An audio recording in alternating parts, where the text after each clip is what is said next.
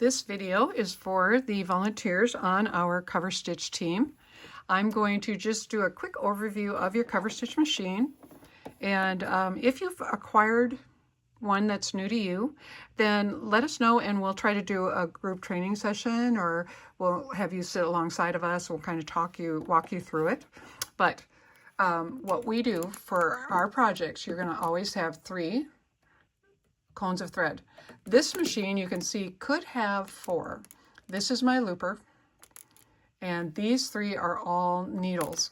So my machine is equipped. I could have 1 more needle between these 2, and I mean, it's a nice feature. I've yet to use it, but you never know what the future holds. So I think that might be fairly standard.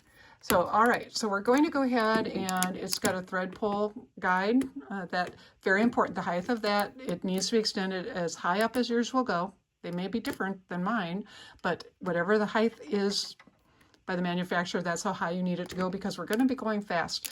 This thread's going to come off pretty quickly, so it needs that distance to avoid whiplashing. You're going to bring it through your guides, down, follow through here. On my machine, I have, you can see, I've got 1 spot here that it has thread through. Then it does have to go through this. There's a hole in this one and a hole here. So when you thread it, you're just going to make sure that you have to actually do quite a revolution. So there we go. Now they're all lined up. All I have to do is run it through there, through the back of the needle, looper I should say. And then if you tip it far enough, you'll be able to see the eye. And then I'll use my tweezer and I'll get it through there. And you just let it dangle down. Oh, somebody didn't do my dusting. That cleaning lady is fired. You will notice that this machine does not get nearly as dusty because, look, no blade. When you are cover stitching, you have no reason to be cutting anything, so they didn't give you a cutter. So anyway, so that tail would be laying down here, but I've already been using the machine to do the basting, so my looper thread is already above ground. But and because I just turned the hand wheel, my needles are underneath the foot, which you do want. When you start, you would really like to have those underneath the presser foot, but you don't want them engaged, and mine were. They were wrapped around the neck of my looper. So by just running this underneath there, I was able to free them from that situation. The reason is I've got to get my project all the way underneath there. I can't run on. Do not cover stitch onto or off of your project. The goal is to have it look perfect. You can't see where you started or where you ended.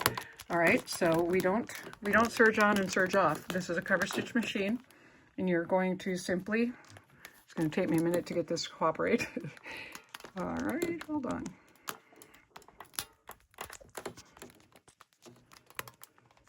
Now, you will get a little pile. If you've watched the whole series, you'll know they're going to generally come in a pile of 5. So they're going to be folded with the inside out, because we are going to be doing essentially a top stitch, and that means we're going to work inside this hole. And I like my tray. Just it gives me more place to hang on to the project. I don't want to catch my looper thread, so there. I've got all 3 threads visible. I'm going to lock my tray on. Here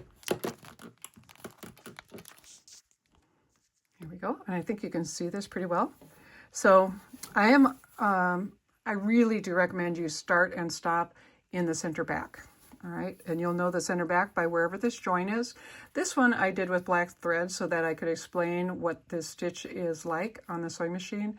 So typically that would just be done with white or beige, but it's not going to show, or at least that's my hope. All right, so remember how I said we do not want these upper threads to be engaged down below, because they would stop me from being able to slide in from the side like this. And you do want to slide in. This is not cool. Stitching on like that and then stitching off like that. You have this big smile thing that happens, and it looks, you know, it just doesn't look like you are wanting to do your amazing job that you do for We Sew Love. So again, I'm going to start slightly past towards me from that seam. Also, let me say, when you're cover stitching, your goal is to have the left needle landing as close to this spot right here as you can. If it's just slightly off, that is okay. It does show on the front that you've done that. So as much as possible, land here. Now, how would we know where that is? Well, what we can do is lay this underneath our machine, line the edge of that.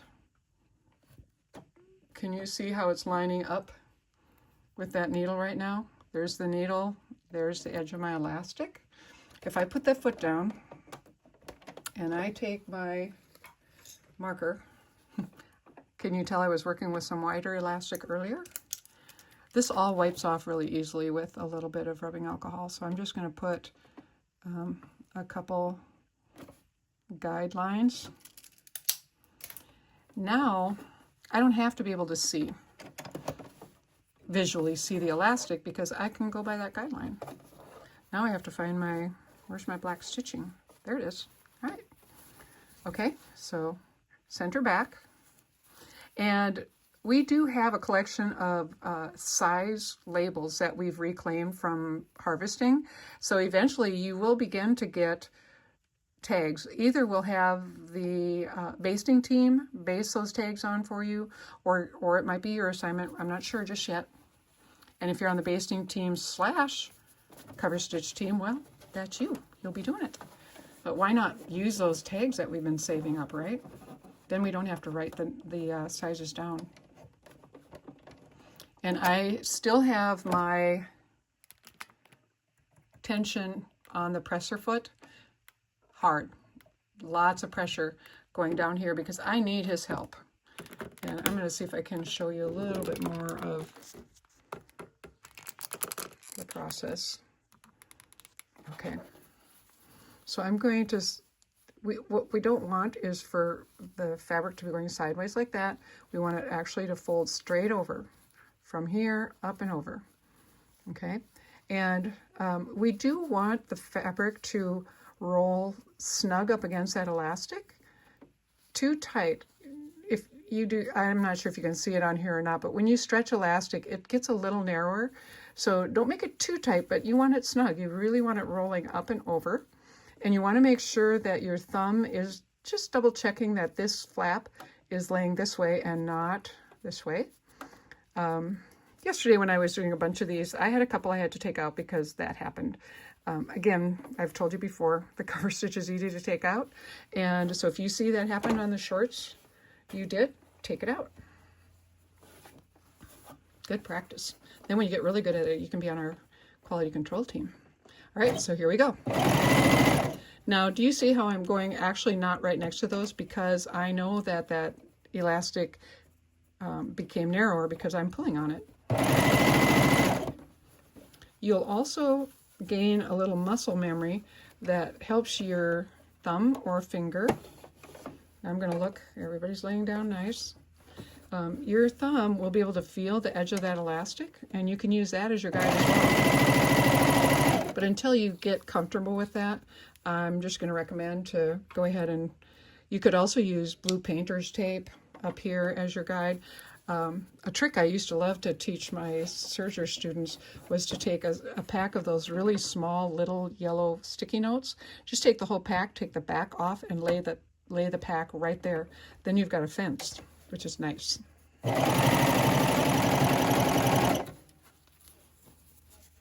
just checking my little flap.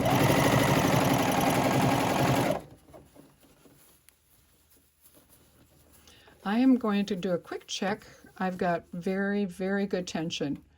If I were seeing lots of loopy stuff going on, that would indicate that I have forgotten to either get my thread seated fully into the discs here, and here. Now, your needles do not know if your thread is in this one and this one, this one and this one, this one and this one. it doesn't matter. You just have to know where your thread is so you can adjust the tension. I'm going to recommend before you start sewing on a pair of shorts that you check your tension, because it is actually hard to take apart a cover stitch where the needle thread, too much of it is coming through the bottom. It makes a bunch of loops and it knots itself up. So a test will save you lots of work. That's probably true on all of our projects. Before you start sewing on the real thing, just do a little tester.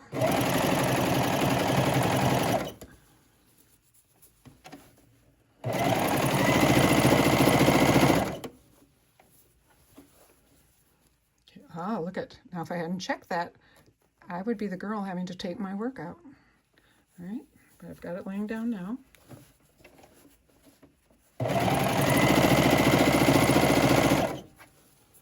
I don't know if you can see it. This part of my hand is pulling the fabric away from this edge, and then my thumb is doing the guiding.